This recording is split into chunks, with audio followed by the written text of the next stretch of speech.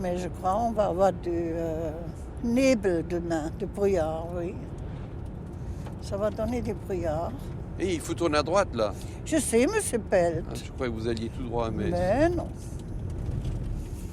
Ça, c'est une voiture qui roule bien, monsieur Pelt. Regardez comme elle roule. Oui, elle est bien. Très bien. Ah bon? Non, je ne prie pas de bon. Vous savez encore tellement des courbes, d'un point de vue médiatique, le fait de ne pas habiter Paris est vraiment la catastrophe absolue. Parce que les médias, ils sont toujours pressés. Il faut aller tout de suite. Alors quand on n'est pas sur place, eh ben, c'est pas évident. Hein. Waouh, ça glisse, il y a tout qui rouge. Quand on est invité à une émission d'11h du soir, alors on a 3 minutes. Alors il faut aller à Paris pour 3 minutes, c'est pas complètement évident. Et qu'est-ce que vous faites là? Rien, je voulais aller tout droit. Oh, ça va être un film comique. Non mais j'ai été inquiet là. Vous avez...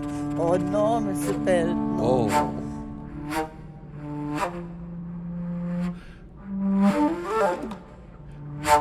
Il y a une très belle histoire à propos de saint Thomas d'Aquin qui a été la plus grosse cervelle de son époque. On dit de lui que c'était l'homme le plus intelligent du Moyen-Âge. Il avait échafaudé cette théologie qui est restée encore aujourd'hui la théologie dominante de l'Église catholique, 8 siècles après sa mort. Et alors il dictait à son secrétaire. Et puis à un moment donné, il dictait pas. Alors son secrétaire lui a dit « mais on n'écrit plus rien ». Alors il lui a répondu « tu sais, tout ce qu'on a écrit, tu peux le mettre à la poubelle parce que ce n'est que de la paille et du foin ». Parce qu'il était devenu contemplatif et il passait son temps dans la chapelle devant le Saint-Sacrement. Alors d'une certaine manière, il m'arrive de penser que je serais un petit peu comme ça aussi et qu'il y a une sorte de fatigue de l'agitation et il y aurait un désir d'abandon.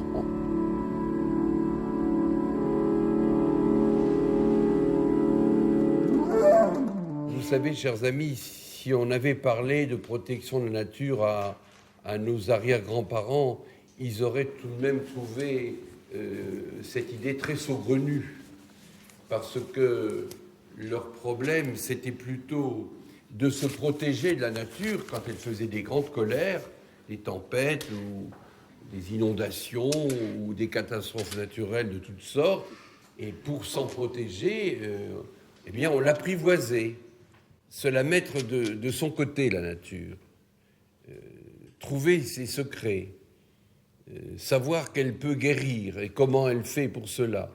C'est tout cela que nos ancêtres ont recherché. Alors aujourd'hui, évidemment, les choses ont bien changé parce que nous avons subitement réalisé, enfin disons en gros depuis un siècle, que nous faisions énormément de casse et surtout que nous allons de plus en plus vite dans le processus de casse. Donc on s'aperçoit très vite que lorsque l'homme esquinte fort la nature, il s'esquinte avec. Et que le destin de l'homme et de la nature sont des destins qui sont très liés. Le travail d'élaboration, chez moi, ça consiste en gros à mettre en synthèse et en complémentarité des informations qui touchent le monde végétal, le monde animal et le monde humain. Et je fais toujours des ponts. Et j'avais commencé comme ça en écrivant un livre qui s'appelait « Évolution et sexualité des plantes ». Et c'était en 1970. Et on avait baptisé ce livre en disant qu'on y découvrait des mœurs et des comportements chez les fleurs qui sont aussi les nôtres.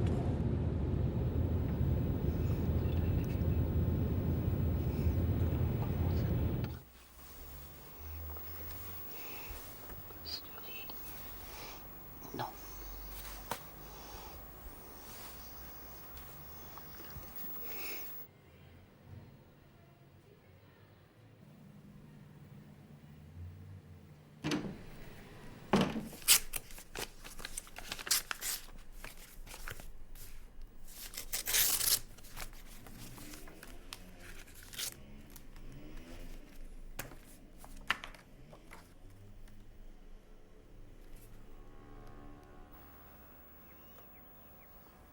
Vous avez vu les pesticides, il y a du nouveau. Ah non, j'ai pas vu. Du nouveau tragique. J'ai pas vu. Vous l'avez pas vu? Non. C'est passé quand? Ben, c'est passé à la TF1 la semaine dernière, et c'est dans le Figaro de samedi, et j'ai eu Gilles qui m'en a parlé. C'est Monsieur Sultan, Oui. c'est un prof de Montpellier, endocrino. Il a suivi 995 enfants à la naissance, garçons, et il a 25 cas d'anomalies sexuelles sur les 995, et il les a corrélés avec les pesticides que les parents utilisent beaucoup, qui sont des arboriculteurs, des viticulteurs, des floriculteurs, donc etc. en milieu rural. En milieu rural surtout. Oui. Et 25 pour 1000, c'est un chiffre effroyable. Ah oui, c'est beaucoup. Alors je ne sais pas, est-ce qu'il faut qu'on fasse quelque chose? Je vais le faire aujourd'hui ou il faut à peu près en parler demain? Non, mais demain, je vais en parler ce soir. Attendez voir, je vais parler de ça ce soir. Parce qu'on pourrait faire un communiqué sur les pesticides, par exemple. Ah oui. Institut d'écologie, bonjour.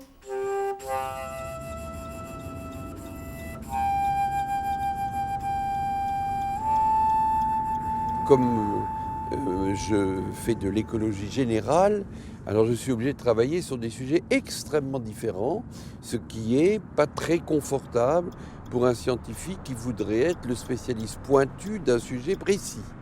C'est-à-dire, voilà une nouvelle information qui arrive, il faut travailler cette information, il faut l'intégrer, il faut réfléchir, et puis alors après, ça va être les modifications climatiques, et puis après ça va être les éoliennes, et puis après ça va être l'écologie urbaine, et dire qu'on est écologiste, c'est à la limite presque prétentieux, parce qu'il faudrait être bon en tout. Un écologiste, il est censé être bon en tout. Et alors il est très critiquable, parce que dans chaque discipline, il a des gens qui sont meilleurs que lui. Moi, si je fais un texte sur les plantes d'Afghanistan, alors je ne suis pas critiquable du tout. Il n'y a personne qui me critiquera du tout. J'étais le spécialiste, vous voyez. Mais quand on a un colloque, par exemple, sur l'éolien, parce qu'on trouve que ça n'avance pas vite et qu'il faut vraiment faire avancer la réflexion et faire avancer le dossier en France, parce que la France est extrêmement en retard, alors on peut se dire, qu'est-ce que Pell vient foutre là-dedans? Et c'est ce qu'ils pensent les gens. Mais personne ne me le dit jamais, alors ça ne me gêne pas trop, quoi. Mais je sais bien qu'il y a des gens qui pensent ça. Et d'un autre côté, c'est parce que nous avons cette vision globale que nous pouvons, disons, parler au nom des générations futures. Il y a très très peu de vision globale qui est la vision de ce qu'était autrefois aux yeux des gens le savant. Vous savez, le savant, c'était quelqu'un qui savait beaucoup de choses dans un domaine large. Et le savant est maintenant remplacé par le chercheur pointu, qui sait les choses dans un domaine très très pointu et très très précis. Et à nous de prendre évidemment les résultats obtenus par le chercheur pointu et de les inscrire dans une vision globale. En fait, c'est ça mon métier. Alors évidemment, c'est très, très embêtant ce que je dis là, parce que nos ados ont pris 16 cm en l'espace de 30 ans. Donc ils ont grandi à une vitesse vertigineuse et nous prenons peut-être, alors en tant qu'espèce, le chemin des dinosaures, je n'en sais rien. Mais ce n'est pas de bon augure. En réalité, ça s'est produit un petit peu comme quand on étire un chewing-gum, où ça vient de plus en plus mince au milieu. Et ils sont tout minces, les ados, c'est vrai. Et les mâchoires, elles deviennent minces aussi, parce que nous ne sommes plus des hommes de Cro-Magnon qui dévorons la viande fraîche à belles dents. Nous croquons gentiment des hamburgers qui sont mous, avec du pain de mie qui est mou, avec 2 rondelles de tomates dessus qui sont molles, qui mettent de l'eau dans le pain de mie, c'est encore plus mou, de sorte que le Big Mac qu'on a chez McDo, tout est complètement mou. Donc les mâchoires et les dents ne servent absolument plus à rien. Et la seule chose qui sert encore à quelque chose, ce sont les orthodontistes qui s'acharnent à mettre les dents dans les mâchoires parce qu'elles ne veulent pas tenir dedans. Tout le monde aura besoin d'un orthodontiste prochainement. Et tout le monde aura besoin d'un avocat, d'un psy et d'un orthodontiste dans le monde dans lequel nous allons. Alors prenez vos précautions.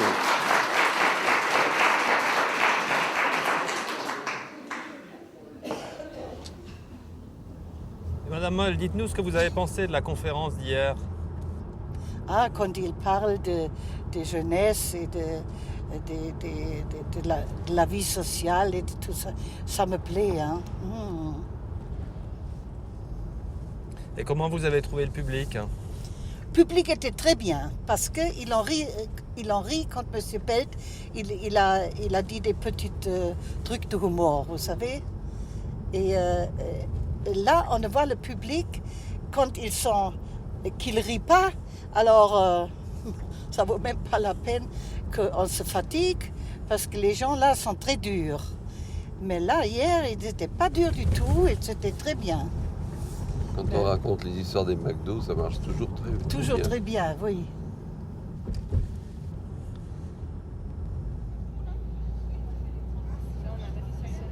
Bonsoir, cher monsieur.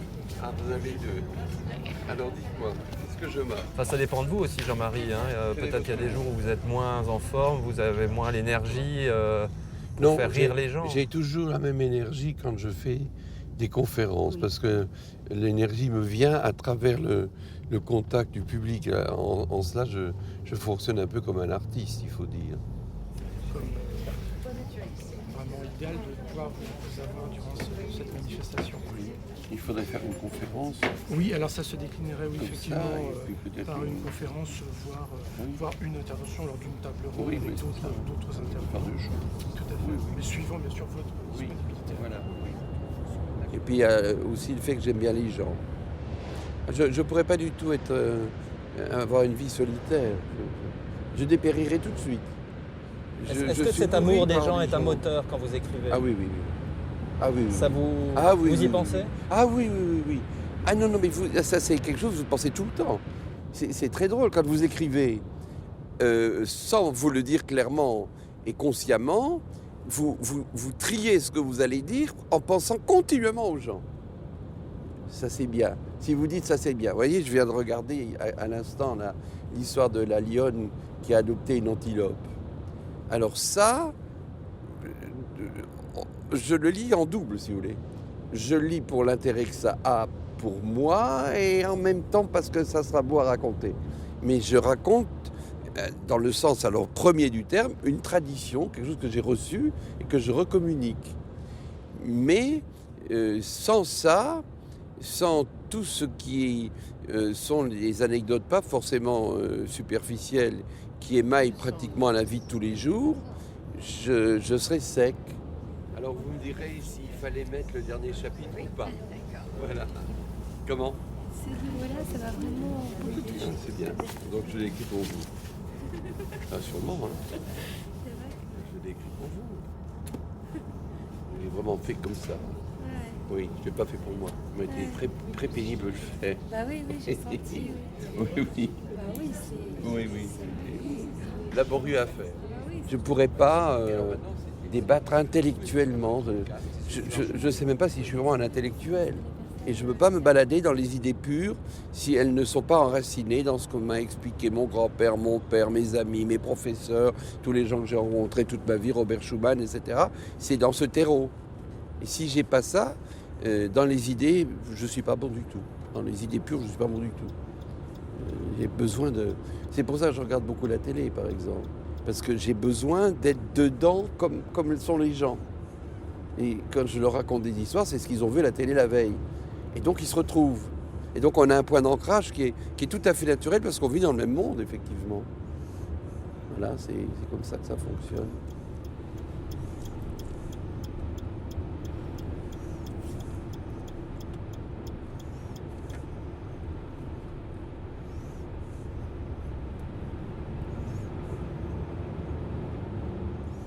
Ce livre-là, ça va vraiment beaucoup toucher. C'est bien. Donc je l'ai écrit pour vous. Je l'ai écrit pour vous. Les conférences, je suis dans le dernier rangée et quand j'ai envie, je vais dormir. Parce que je connais pas mal toutes les conférences de M. Pell. Vous savez, c'est un peu comme au théâtre, on joue souvent la même pièce. Et après la conférence, personne ne me connaît, vous savez. Et là, je me mets en dessous des gens et j'entends ce qu'ils disent entre eux. Comment tu as trouvé ci, ça, ça, ça. Et après, on ne sait ce que c'est bien ou non. C'est pas mal, hein? Alors, ce soir, quelle pièce va-t-on jouer? On va d'abord regarder qu'est-ce qu'on va manger, que c'est peut-être mieux qu'hier à midi avec la casse-croûte. Oh, Cette quelle casse-croûte, horreur. elle était misérable. Non, il était très bon, au contraire. Je vois qu'il a mobilisé les forces jeunes de l'agriculture. Comme tous des gens, n'est-ce pas? Il y a beaucoup de jeunes dans l'agriculture. Il y en a plus maintenant. Il y en a La plus. proportion remonte. Les OGM commencent quand même à reprendre, à regagner du terrain. Il faudrait quand même qu'on s'en occupe sérieusement parce que la partie est loin d'être gagnée. On a senti que les médias étaient prêts à venir s'il y avait de l'action, quoi. Certains m'ont dit vous arrachez, on vient. Bon, alors j'ai réussi à. Voilà, tout est dit. J'ai réussi à les convaincre en disant il y aura Jean-Marie Pelt et puis un buffet bio. Alors je sais pas.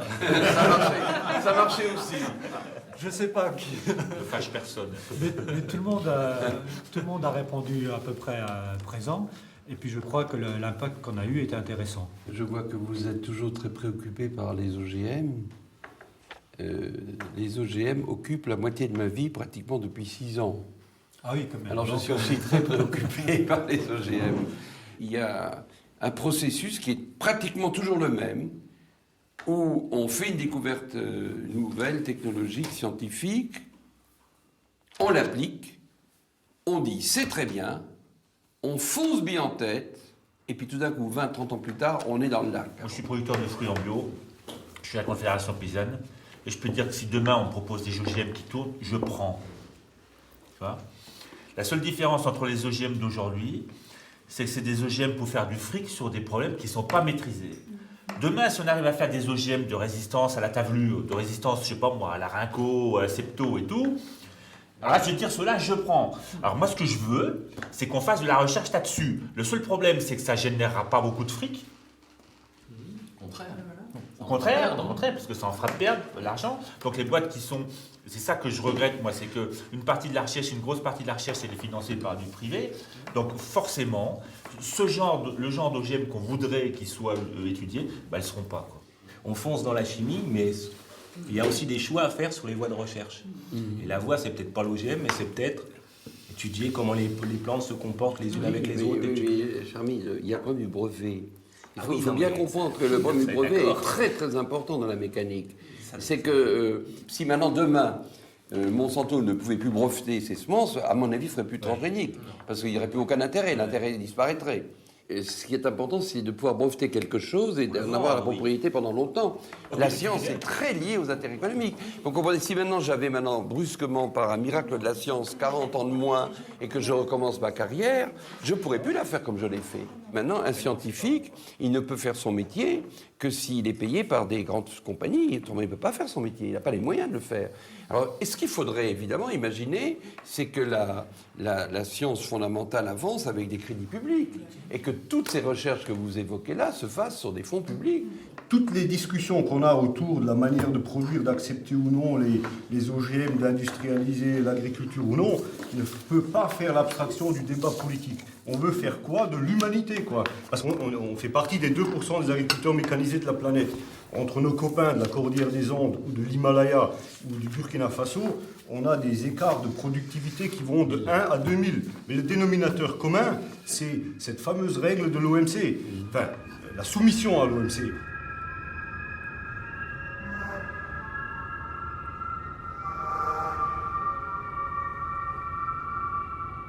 En fait, on sert uniquement une poignée de groupes et une poignée de gens, quoi. Et on ne peut pas se cacher, se voiler la face, là. Ça, il faut le prendre en compte, quoi. Ben, pour le moment, le monde est comme ça. C'est pas forcé que le monde sera comme ça dans 50 ans. On va probablement faire que le monde évolue. Pour le moment, ça marche comme vous dites. Qu'est-ce que c'est? J'ai reçu un jour un coup de téléphone d'un garçon que je ne connaissais pas du tout. Il revenait d'un colloque qui avait eu lieu à Kuala Lumpur, où des associations des pays du Sud avaient manifesté leur grande inquiétude à l'égard des OGM. Et là, Alors tout d'un coup, on a parlé d'OGM toute la soirée. Et puis il m'a dit, c'était vrai, il avait raison. Il m'a dit, comme vous êtes botaniste et que vous êtes connu, il n'y a que vous qui pouvez parler. Parce que parler des OGM pour un botaniste, c'est pas choquant, c'est votre métier. Ah ben j'ai dit d'accord. Et puis je me suis mis sur les OGM. Et puis j'ai très vite vu que ça n'allait pas être une partie de plaisir parce que c'était de la biologie moléculaire, qu'il fallait donc que je me mette à la biologie moléculaire. Alors ça, c'était pas évident du tout. Parce que je suis un botaniste de terrain déjà. Je suis aussi un chimiste. Mais je n'étais pas spécialisé en biologie moléculaire, qui est la biologie de l'ADN. Et qui n'est la biologie que de l'ADN. Et là, j'ai rencontré Gilles-Éric Serralini, tout à fait par ce genre de hasard qui n'en sont pas, où nous avons discuté. Et il était, lui, prof de biologie moléculaire. Et il était sensibilisé aux OGM aussi. Donc on a sympathisé tout de suite. Et puis j'ai fait un peu mes classes en biologie moléculaire avec lui, il m'a expliqué des choses, j'ai lu, il m'a donné des bouquins, etc. Je me suis mis vraiment dedans. Et nous avons alors très très tôt, en 96, voyant que ça collait pas bien, que c'était pas un bon dossier du point de vue scientifique, on a demandé un moratoire.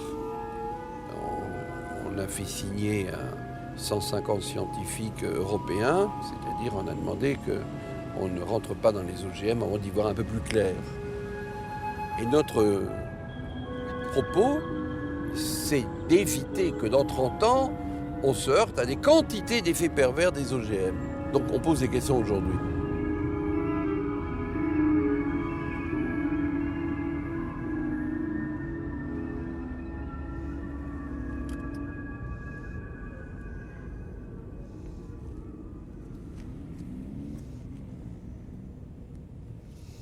Mon Dieu, combien de fois on a fait ce chemin déjà, M. Pelt? Oui, ça. Hein? Déjà souvent. On a fait beaucoup ce chemin. En décembre 2002, les académies de médecine, des sciences et de pharmacie ont sorti des rapports ou des communiqués que nous sommes en train de nous fournir ou que nous nous sommes fournis déjà pour nombre d'entre eux sur les OGM. Quand sur le moment, il a été demandé à l'Académie de médecine ce rapport, il nous a été répondu qu'on l'aurait dans une quinzaine de jours. C'est ce qui nous a été répondu à ce moment-là. Greenpeace, puisque je les ai eu au téléphone, ont eu la même réponse, dans une quinzaine de jours. Mais il était à l'époque dit que les études sur lesquelles s'appuie le rapport, on ne les aurait pas. Il n'y a pas d'études. Mais il n'y a pas d'études, il n'y a pas de rapport.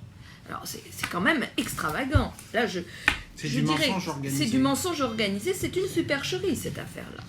Et ça, je trouve que c'est quand même gravissime de la part d'une institution comme l'Académie de médecine, quand même. Alors ils disent, on pourrait dire en mangeant des carottes ou des laitues, on ne court pas le risque d'introduire dans son génome des gènes de carottes ou de laitue. C'est scandaleux. C'est scandaleux. Et que ce n'est pas parce qu'on aurait introduit un gène de laitue dans le génome d'une carotte qu'on fera apparaître ce risque. Oui, c'est effrayant. C'est scandaleux. C'est incroyable. C'est scandaleux. C'est digne des pires tabloïds. La façon dont ça s'est passé, c'est qu'il y a eu du lobbying qui est parti de la commission du génie biomoléculaire qui à évaluer toutes les autorisations commerciales existantes actuellement en Europe. Donc, ces gens-là, pour ne pas être déconsidérés, pour ne pas être déguis, on fait du lobbying auprès des académies pour aussi faire lever le moratoire, car de plus en plus, le moratoire devient leur grande préoccupation économique. Parce qu'on est quand même très très loin des préoccupations des profs de médecine qui ne sont pas du tout branchés sur ces questions-là. Donc il faut qu'il y en ait au moins un qui soit branché dessus, sinon ils ne peuvent pas accoucher un communiqué. La vie, il faut bien que quelqu'un l'ait accouché, qui ait cette préoccupation-là, qui s'y connaisse. Comment, sur le plan stratégique, on fait comment? Quelle est la bonne stratégie pour démolir ce truc-là? Je pense que là où on est très fort, c'est sur la forme.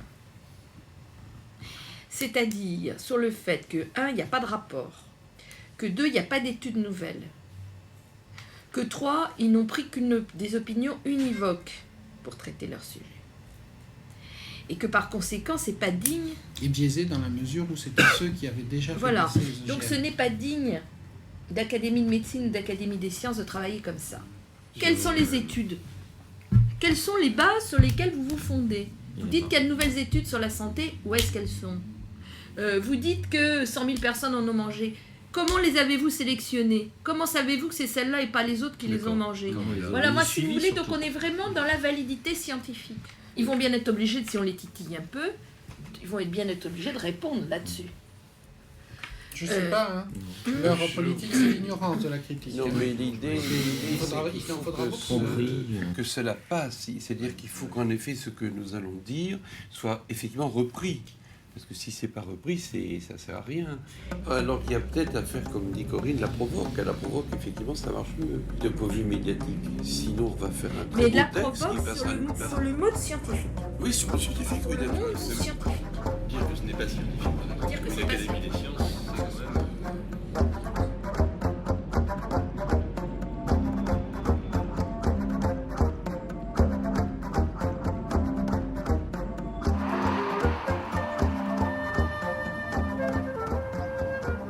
En ce moment, c'est une période, c'est terrible en ce moment. On est sur tous les fronts à la fois.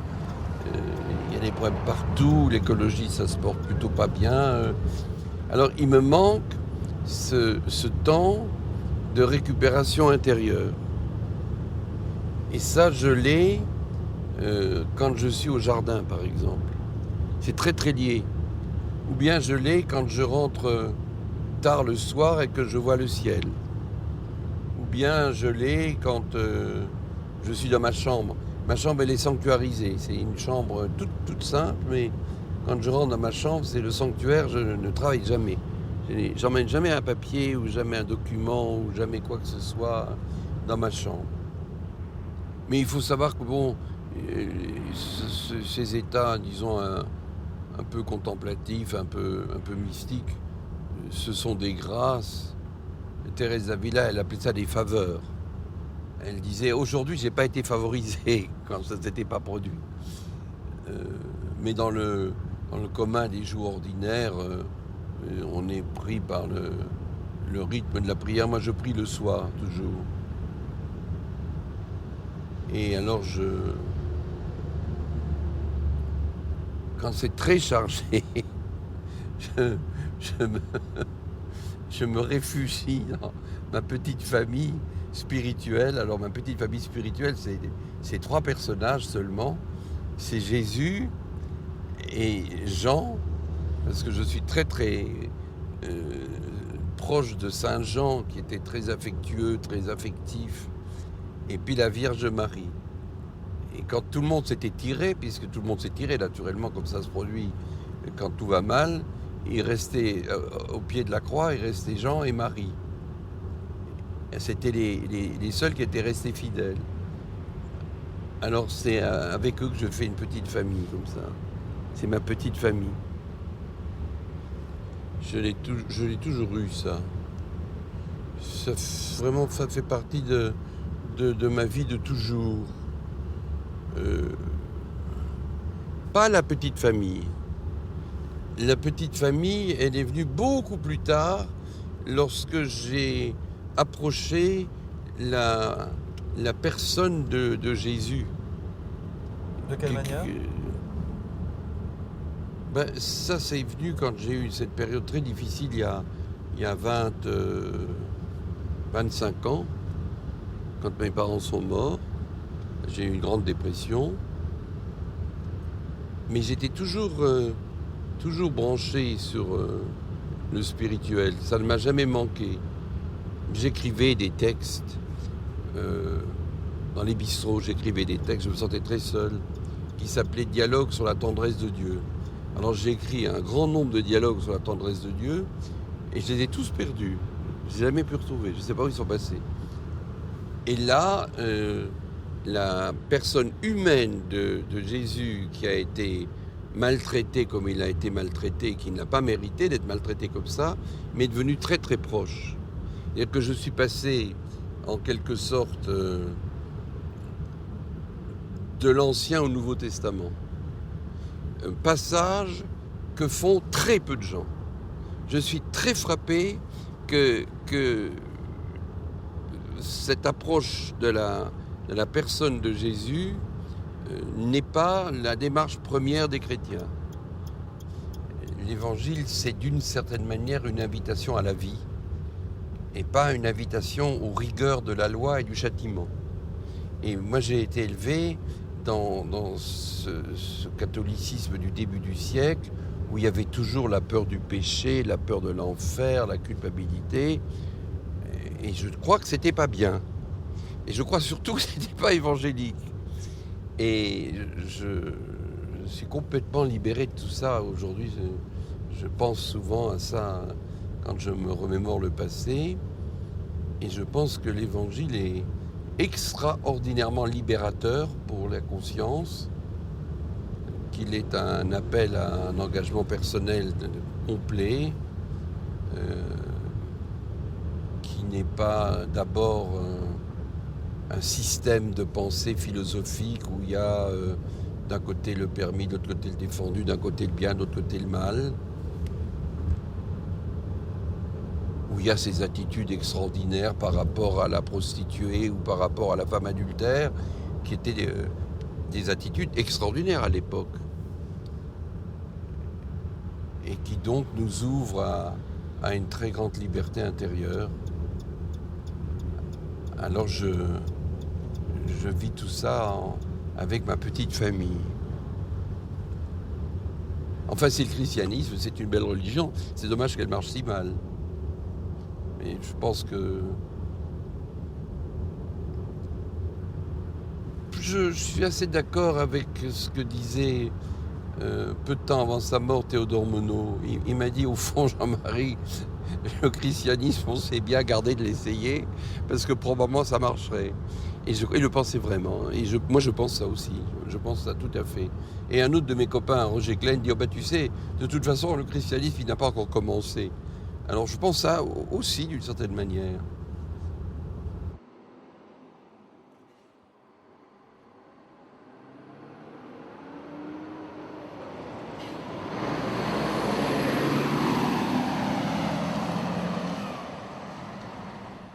Alors, je regarde mon niveau, ça tourne. Donc, on est derrière une chanson, tu le sais, ça. Voilà. Bon, tu sais qu'on fait de la radio ? Oui. Fin de la chanson. Bonjour Jean-Marie Pelt. Bonjour Denis. Et tu dis bonjour à tous, il n'y a pas que Denis qui écoute, tu vois. Fin de la chanson. Bonjour Jean-Marie Pelt. Oh, mais c'est peut-être arrêté. Arrête de me faire rire. À la fin de la chanson. Allez, on commence. Tu respires un grand coup. Ouais, c'est bien, ça y est. On y va. On y croit. On est bon. Vous ne dites rien, Madame Moll, hein ? On est bon. Cher Jean-Marie, aujourd'hui, abécédaire de l'environnement toujours, avec la lettre A comme atrazine. Là, on n'est pas forcément dans l'aimable. L'atrazine, qu'est-ce que c'est ? Alors, c'est un pesticide qu'on a énormément utilisé, en particulier pour les champs de maïs, et qui pose actuellement des problèmes très graves. L'information nous vient d'une prestigieuse université américaine, Berkeley, où on a démontré que des grenouilles exposées à l'atrazine en très petite quantité changent de sexe. Oui, ce qui perturbe quand même la grenouille. Perturbe gravement la grenouille. Alors, on a bien réagi, je trouve, parce que... On a interdit l'atrazine. En France. Oui, on a interdit l'atrazine en France, c'est très bien. Dans quelques pays aussi. On rappelle quand même qu'on utilise 100 000 tonnes aujourd'hui de pesticides et d'engrais par an. Et donc, on a quand même peut-être d'autres moyens, même si on comprend bien qu'il faille lutter contre des maladies, contre les insectes. Mais il y a quand même une espèce de pensée un peu unique dans ce domaine.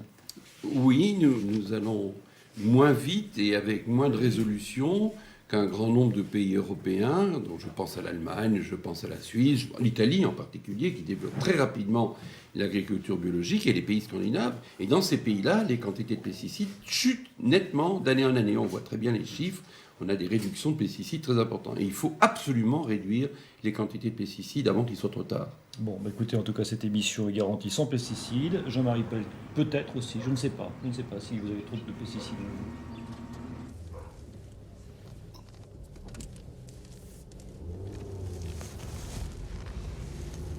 Vous l'avez bien en main, Madame Moll ? Oui, ça va. Eh bien, dites-vous qu'on a déjà fait 2 kilomètres et qu'il n'en reste plus que 998 à faire. Ça, c'est M. Pelt. C'est pas grave, M. Pelt, il fait beau. Oui. Là, on a le beau printemps. C'est vraiment beau. Et en bas, maintenant, ça se ouvre, les petites feuilles là. qui On va viennent avoir le vertes. printemps en Bretagne à Saint-Jacques comme chaque année. Oh, vous allez voir comme c'est beau là-haut avec les fleurs. Ils ont les fleurs là-haut. Et la mer. Attendez à droite, madame Moll, à Oh, droite, pas à là. droite, à droite. Hertha, Hertha.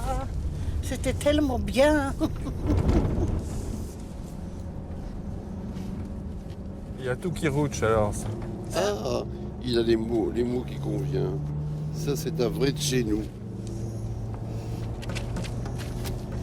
On va le laisser comme ça parce que ça tombera encore 100 fois. Comme ça, on va le laisser.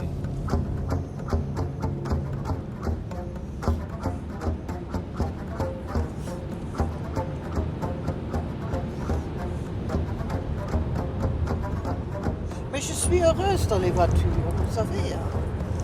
Je suis très heureuse dans les voitures.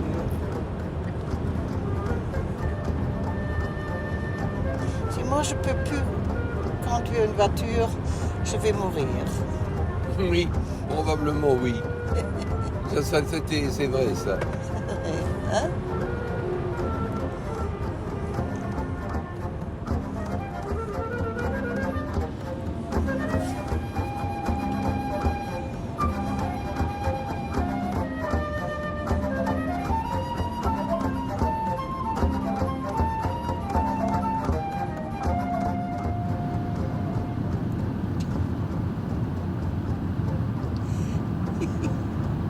Je le vois avec sa petite figure là.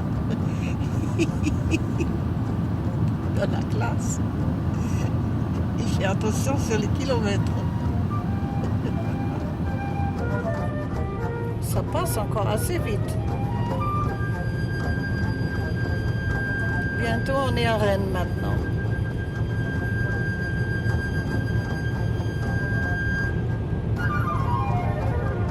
Madame Moll, vous le savez de quoi Jean-Marie va parler au public ce week-end? Ah ben, il peut me dire le thème et je sais ce que c'est. Vous ne le savez pas parce que c'est pas des thèmes habituels. Ah, c'est pas les thèmes. Ah, C'est des thèmes qui c'est des remontent. fleurs. Les fleurs, Ah ben c'est bien ça. Oh. les c'est bien. orchidées. Oh là là. Et les sœurs, ils aiment les orchidées. Oh là là. Là, ils sont contentes. Et comment les plantes se font la guerre. Ça aussi. Voilà. Oui, les orchidées, ils font la guerre parce qu'ils gardent les diverses bizarres patates. Les guêpes. Les guêpes chez eux, voilà. Et comme ça, ils meurent. Ah, je sais encore, hein. Je sais encore beaucoup, hein.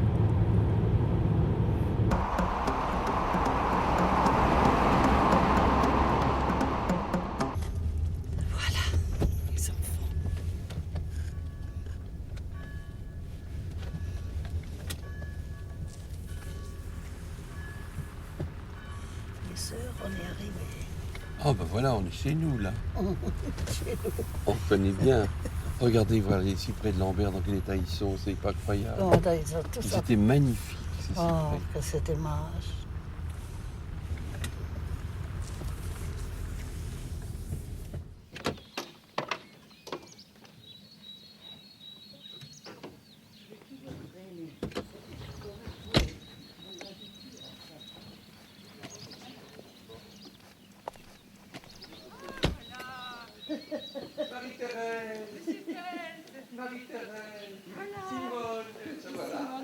C'est le comité d'accueil. Tout est identique. C'est vrai. Rien n'a changé. Rien n'a changé. Bonjour, monsieur Feld.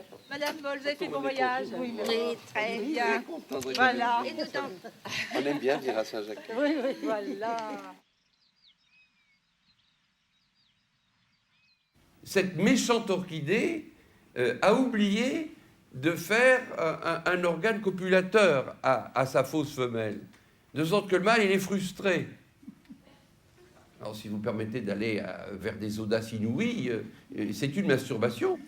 Mais ce qu'on constate, c'est que l'insecte, lui, est vraiment très content parce que dès qu'il s'est agité beaucoup sur la fleur et qu'il y a acheté ses spermatozoïdes, la première idée claire qu'il a dans la tête, c'est retourner sur une autre fleur, faire pareil. Vous voyez, vous avez compris que c'est le coup de la fameuse poupée des sex shops, vous savez. C'est exactement la même chose. C'est le même mécanisme, ça fonctionne de la même manière. Et là, on voit que ces orchidées sont diablement intelligentes.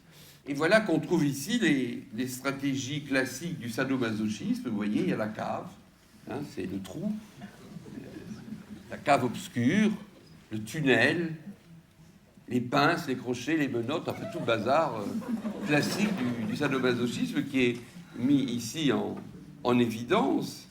Donc c'est une plante où on trouve à la fois une immense beauté et aussi, il faut bien le voir, une immense cruauté. On a les deux. On a la beauté et la cruauté.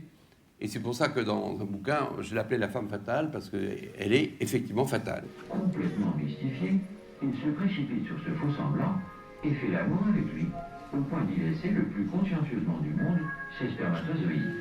Mais la belle pièce de l'orchidée, en fin de compte, c'est la poupée des sex shops, en beaucoup plus perfectionnée.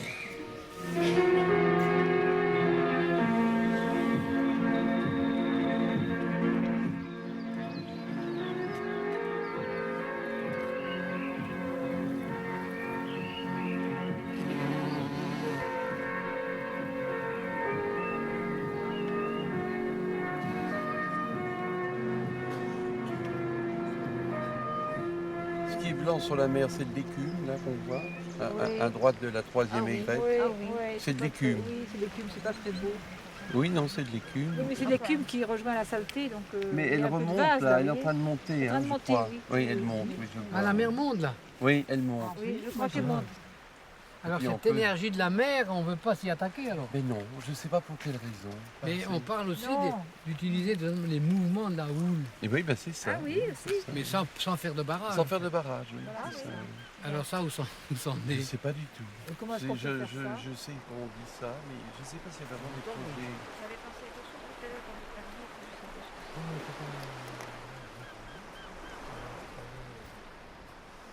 Dites, qu'est-ce qu'elle a monté? Vite! Voilà, regardez, tout à l'heure on voyait la... Oh là là. Elle a monté vite! Les oies sont partis.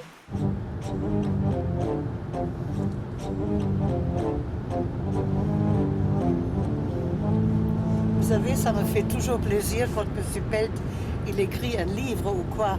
Alors, derrière, il parle sur son... qu'est-ce que c'est, M. Pelt? Un microphone, non? Son petit magnétophone. Magnétophone, voilà. Et là, j'entends ce qu'il raconte dans le livre. C'est beau, hein? Ah oui, hein?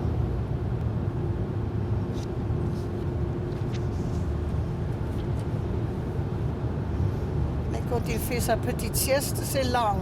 C'est long. Vous avez arrêté de lire et écrire? Oui. Ah bon. J'en ai marre pour aujourd'hui. Ras-le-bol. Dans le monde dans lequel nous vivons, les deux idées dominantes, c'est l'idée du chaos et c'est l'idée du hasard. Darwin, c'est le hasard et la physique, c'est le chaos. Et je pense qu'il y a probablement aussi, ne serait-ce que parce que les symboles se complètent, un besoin d'ordre et d'harmonie. Et on retrouve dans le jardin médiéval à la fois l'ordre et l'harmonie. Et l'association du cloître et du jardin forme une sorte d'entité. C'est une unité. Dans un monde où tout est parcellisé, où tout est technologisé, on retrouve quelque chose qui est au contraire cohérent. Je pense aussi qu'il y a cette intuition de la cohérence de cette vision d'une nature qui est la création et du lieu où l'on prie le Créateur.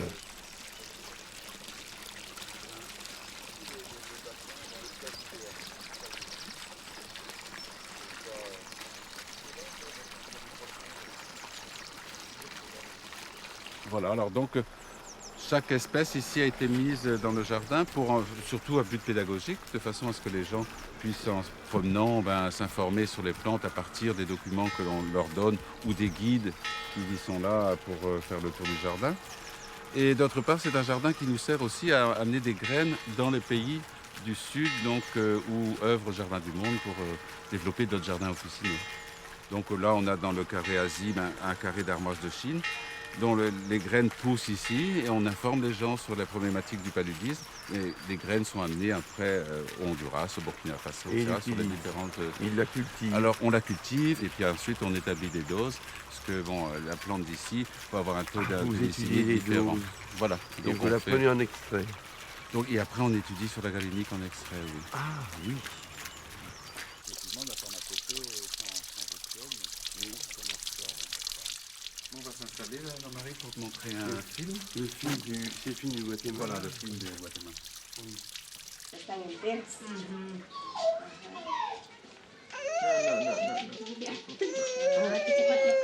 Alors là, c'est Pierre, donc à chaque fois qu'on se déplace, il y a des enfants qui viennent donc en consultation avec des médecins qui sont avec nous.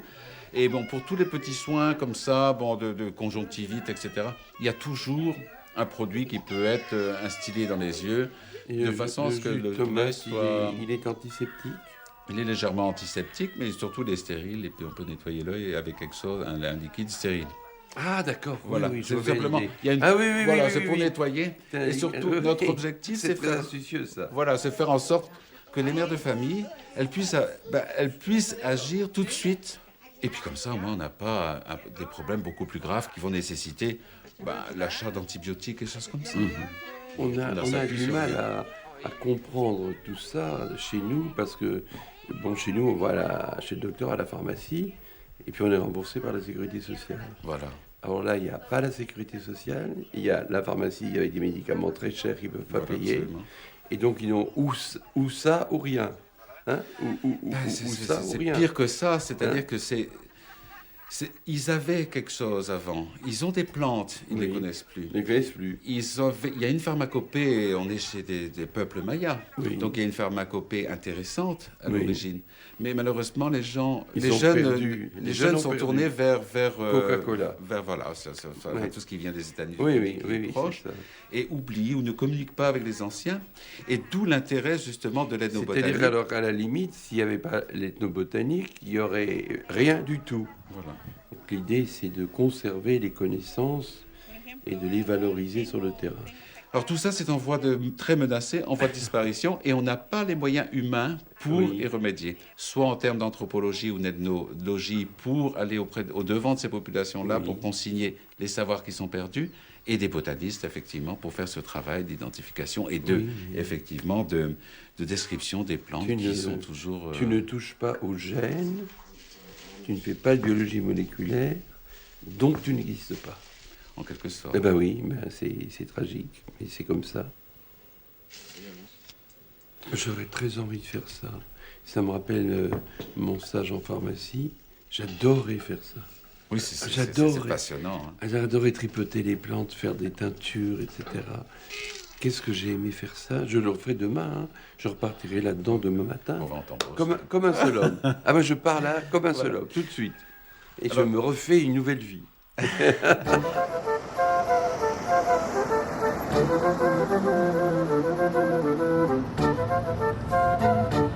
on est arrivé sur une halte. Et Madame Moll, elle est allée faire pipi et je suis retournée. Et je n'ai pas regardé M. Pelt, parce que pourquoi? Il avait un peu il avait fait un peu de sieste, vous savez. Oh ben, je rentre dans la voiture et je pars. Je vais jusqu'au château de Thierry. Je regarde et j'allume les informations. Et je dis, Monsieur Pelt, vous pouvez... Oh, je dis, mais c'est pas vrai, j'ai plus de Monsieur Pelt. Il avait plus de Monsieur Pelt.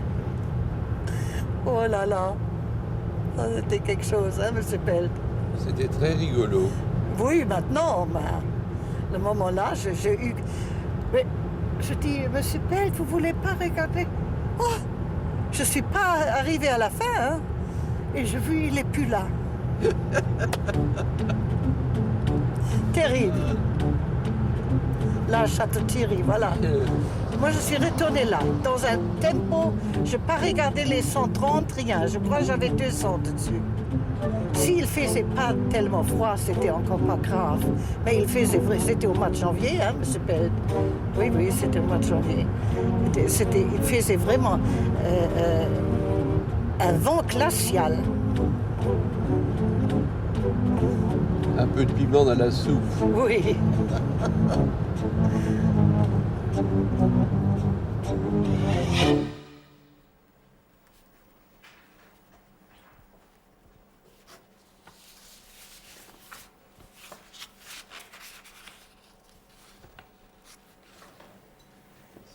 Ça a disparu. Alors il y a ça ensuite. Ça c'est des gens qui veulent une conférence, des pharmaciens qui veulent une conférence à Bourg-Saint-Maurice. Je crois que le mieux c'est que je leur téléphone parce que c'est un peu compliqué. Ils veulent une conférence mais ils ne savent pas exactement sur quoi. Alors je téléphone, je mets là et je le fais moi-même. Ça c'est des gens qui veulent qu'on soit mobilisé sur le biogaz. Qu'est-ce qu'on fasse? Voilà, c'est la 3e lettre qui arrive.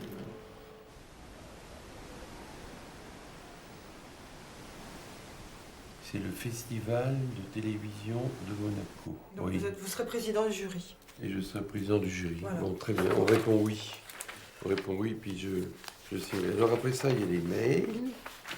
Alors les mails, c'est pire que jamais. Voilà, il y a tout ça. C'est pire que jamais. C'est une conférence plénière sur les OGM et santé le 23 mai à Hammamet. Qu'est-ce qu'on a le 23 mai? Regardez. 23 mai. Tunisie. Oui. Et... On a quelque chose le 23 mai? Oui, vous êtes à Cherbourg. Attention, M. Pell, pour une invitation en Bretagne au printemps 2004. C'est assez confus. Qui n'était pas content de ce qu'on a écrit dans Santé Magazine. C'est cette dame-là. C'est ça. Bon, alors vous gardez ça, vous le mettez dans le dossier du colloque de demain, et je vois avec elle.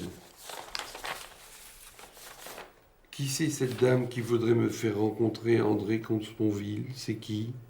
La France a toujours eu pour objet essentiel de servir la paix. L'Europe n'a pas été faite, nous avons eu la guerre.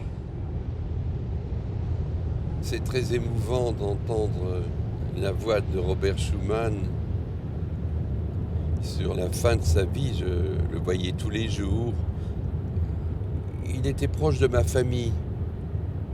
Et je l'ai connu au moment où il était président du Parlement européen, qui à l'époque s'appelait l'Assemblée parlementaire européenne. Il était surtout un homme à l'écoute de la génération suivante que je représentais alors à ses yeux. Et il avait, je m'en suis rendu compte beaucoup plus tard, une capacité d'écoute et d'empathie tout à fait extraordinaire. Nous étions très engagés pour l'indépendance de l'Algérie et Schuman était très attentif à ça. Il était aussi très visionnaire dans ce domaine-là. Il savait bien qu'on ne pourrait pas garder des nations captives. Il avait une très, très haute conception de la liberté, aussi bien de celle des personnes que de celle des peuples. Je lui ai beaucoup parlé de tout cela. Et souvent, plusieurs fois, il m'a demandé de réunir des jeunes autour de lui pour échanger sur ces thèmes-là.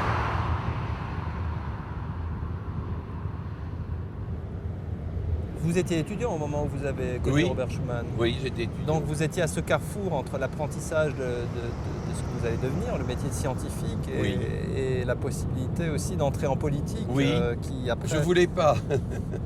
Je voulais pas rentrer en politique parce que j'étais toqué par la science et je suis fondamentalement un scientifique et je le suis resté à travers évidemment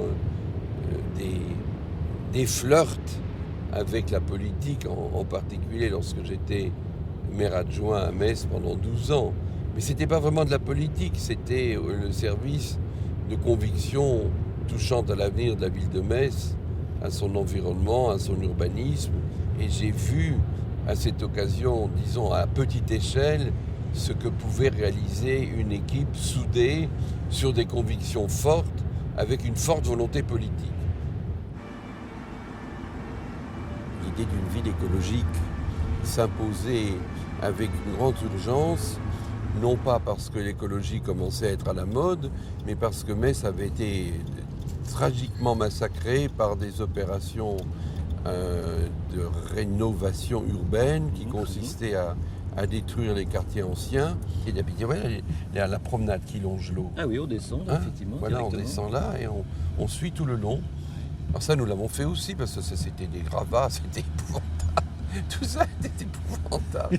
La ville était dans un état où c'était pas croyable. Alors, est-ce qu'aujourd'hui, Metz est une ville qui va inspirer d'autres villes? Il y a eu un modèle messin, on est venu après piquer les idées d'écologie urbaine? Pas mal, parce qu'à l'Institut d'écologie, on a publié des réflexions, des travaux, notamment sur les centres-villes, parce qu'à l'époque, on n'était pas branché sur les centres-villes, on était branché sur les banlieues. Voilà. Et là, il y a un grand ensemble qui a été libéré. On y arrive. Ça a été libéré par la SNCF pour la plus grande partie. Oui. Et au lieu d'y mettre tout à faire cessante des maisons, on a d'abord mis un grand jardin. On a commencé par faire un parc. Tandis qu'un élu normalement constitué bâtit et construit. Il bâtit tout de suite. Voilà. Il voit les taxes qui rentrent, les taxes d'habitation. On bâtit tout de suite. Ici, on a commencé par faire un jardin. Et ça, c'est vraiment le mérite du maire. C'est le maire qui a eu cette idée de faire ce grand jardin. Quand on est arrivé, nous, à Metz, il y avait en tout, sur toute la ville, y compris les petits jardins, les petits parcs, etc., il y avait 80 hectares d'espace vert. Aujourd'hui, il y en a 500, c'est-à-dire on a multiplié par plus de 6 l'espace vert. Alors quand s'est présentée ici cette énorme opération, une trentaine d'hectares. Le premier réflexe, c'est de se dire... C'était de dire, on commence par un espace vert, on distrait une partie pour faire un espace vert, et puis après, on fera un très bel aménagement extrêmement futuriste et très moderne de l'autre côté. Ce parc est le contraire de l'idée qu'on avait autrefois d'un espace vert. Dans un espace vert, on mettait de la pelouse, du gazon qu'on tondait, et puis on mettait quelques arbres. Puis c'était fini. Il n'y avait pas beaucoup besoin de réfléchir pour le faire d'ailleurs, c'était vite fait. C'était assez simple. Et autour, on mettait des cubes en béton. Oui. Et on a torpillé cette idée d'espace vert pour la remplacer par l'idée de jardin. De sorte que Metz est désignée aujourd'hui comme une ville jardin. Et l'idée, une fois de plus, c'est que les gens profitent de ce bien-être, trouvent une harmonie. C'est aussi peut-être un mot un peu fédérateur, essayer d'harmoniser les choses. Pour moi, c'est très important le mot harmonie. Et harmonie et équilibre sont deux mots qui pour moi sont très très importants. Jean-Marie Roche aussi, on essaye. Oui, évidemment, c'est normal, c'est logique. Sans ça, on n'aurait pas fait de Metz comme on en a fait. Oui. Metz, tout est fait un peu dans le même esprit, mais contrairement à ce que pensent beaucoup de gens, ça ne s'est pas fait tellement dans la concertation. Ça s'est fait un peu par autoritarisme quand même. Oui, j'ai compris que vous y teniez. Vous comprenez. Qu'est-ce que vous partagez, je dirais, comme valeurs communes tous les deux? C'est les valeurs de l'humanisme et du christianisme qu'on partage tous les deux. Oui. C'est le respect des gens, c'est l'amour des gens aussi.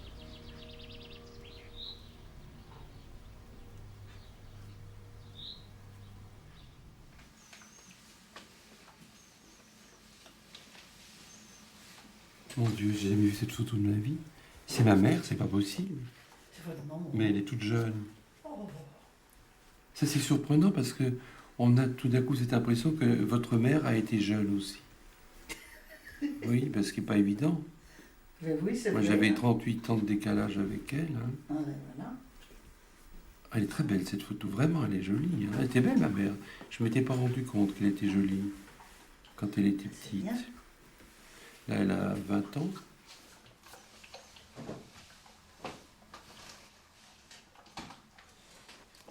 Qu'est-ce que j'étais heureux à cette époque-là. J'étais incroyablement heureux petit, moi. Ça, vraiment. Incroyablement heureux, avec un fort caractère. Oh, ça ne veut pas de caractère. Vous savez, quand ils sont jeunes, les enfants, ils se manifestent tous. C'est un peu les révolutionnaires. J'avais déjà une cravate, là. Mais ils savaient que vous venez quelque chose avec la cravate. C'est très émouvant, ces photos. L'autre idée qui vient tout de suite à l'esprit, c'est qu'on est le seul à être vivant de tous les gens qui sont sur les photos. Et donc, on va vers le bord. Bon, moi, je me sens un homme de la Renaissance. J'aime beaucoup cette période de la Renaissance et je me demande si nous allons assister enfin un jour à une nouvelle renaissance.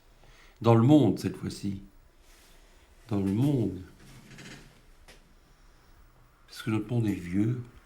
C'est un monde très vieux, malgré les progrès techniques et tout ça. Notre monde est très très vieux. Il ressasse tout le temps la même chose. Il faut relancer l'économie. Je viens de lire à l'instant ça. On va relancer l'économie. On relance l'économie depuis 50 ans, depuis 100 ans, depuis 200 ans. Et on n'est jamais en repos. On n'arrive pas à imaginer un monde qui soit en équilibre, où les gens vivent en convivialité. Et peut-être aussi un jardin là-haut, dans votre monde. Ah, ça, je ne sais pas du tout comment est l'éternité. Mais on est souvent dedans. On est souvent dedans. Oui, souvent dedans. On est déjà dedans. Au fond, moi, j'ai toujours été un contemplatif. D'une certaine manière, j'y comprends rien dans l'agitation du quotidien.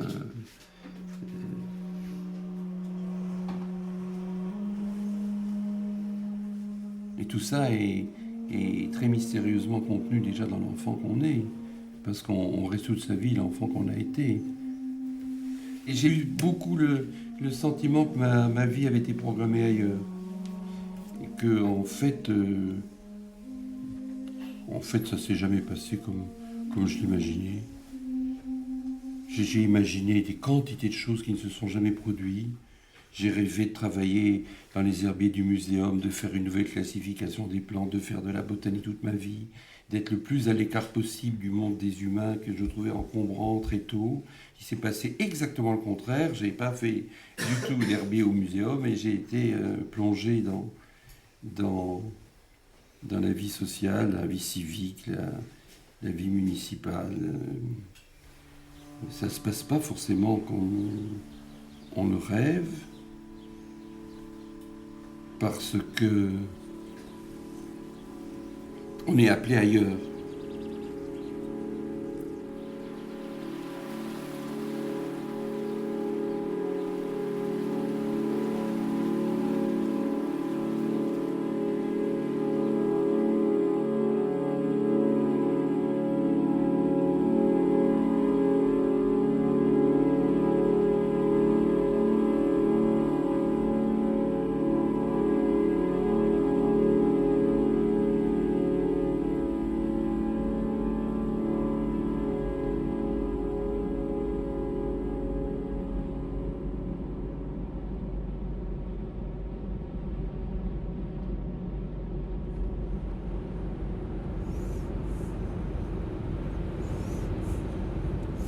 Vous avez prié le Saint-Christophe?